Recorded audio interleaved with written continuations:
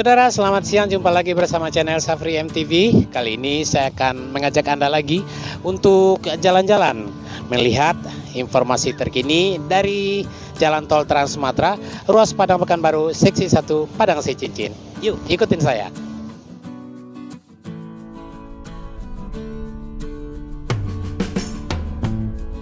Saudara, pembangunan Jalan Tol Trans Sumatera yang ditugaskan pemerintah kepada PT Utama Karya Persero yang membentang sepanjang 2.828 km terus dikebut pengerjaannya. Mandat tersebut diberikan melalui Peraturan Presiden atau Perpres nomor 100 tahun 2014 yang diperbaharui pada Perpres nomor 117 tahun 2015 tentang penugasan Jalan Tol Trans Sumatera. Sepanjang 513 km diantaranya sudah beroperasi secara penuh yang mencakup Tol Bakauheni Terbanggi Besar sepanjang 140 km. Lalu ada Tol Terbanggi Besar Pematang Panggang sampai ke Kayu Agung sepanjang 189 km. Ada Tol Palembang Indralaya sepanjang 22 km. Dan Tol Medan Binjai sepanjang 13 km. Serta beberapa ruas tol lainnya.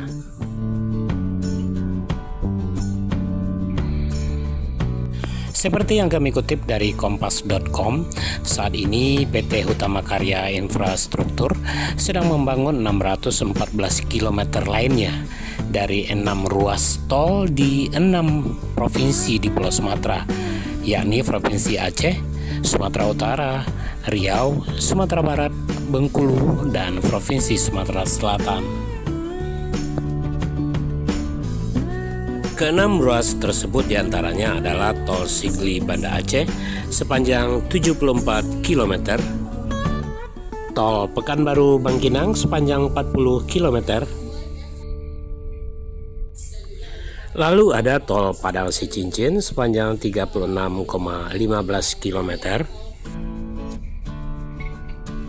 Tol Lubuk Linggau Bengkulu sepanjang 95,8 km. Kemudian Tol Palembang Muara Enim sepanjang 119 km. Dan Tol Binjai Langsa sepanjang 130 km.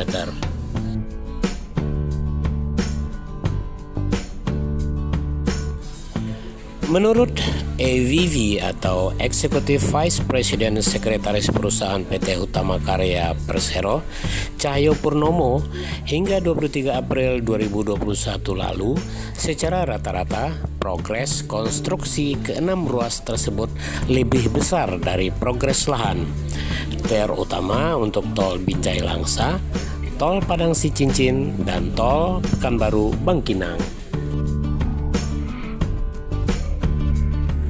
Hal ini dikarenakan konstruksi sudah mendapat izin dari pemilik tanah sebelum bebas secara administrasi, ungkap Cahyo Selasa kemarin, 4 Mei 2021.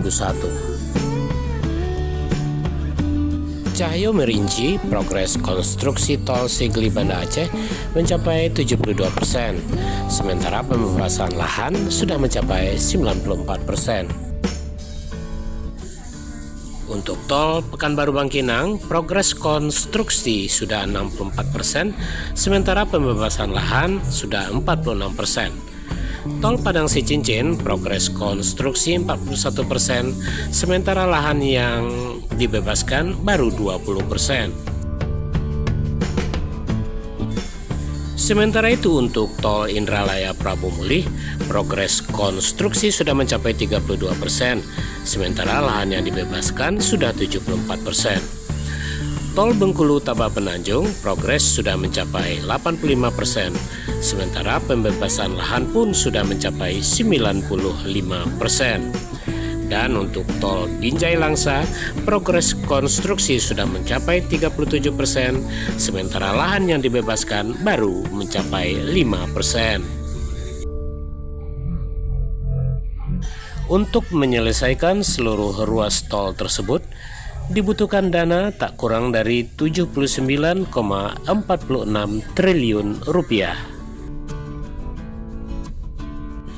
Tentu saja PT Hutama Karya telah menyiapkan sejumlah strategi guna memenuhinya agar target operasional masing-masing ruas tol tersebut tercapai sesuai dengan rencana yang telah ditetapkan. Strategi yang disiapkan oleh perusahaan adalah mempercepat penyelesaian desain dan pembebasan lahan di ruas-ruas prioritas yang ditargetkan bisa beroperasi pada tahun 2021 ini. Kemudian meningkatkan produktivitas konstruksi pada lahan yang sudah dibebaskan. Khusus untuk tol Padang Sicincin, saat ini progres konstruksi terus menanjak secara signifikan. Meskipun lahan yang dibebaskan baru mencapai 20%, tapi progres konstruksi telah meningkat menjadi 41%.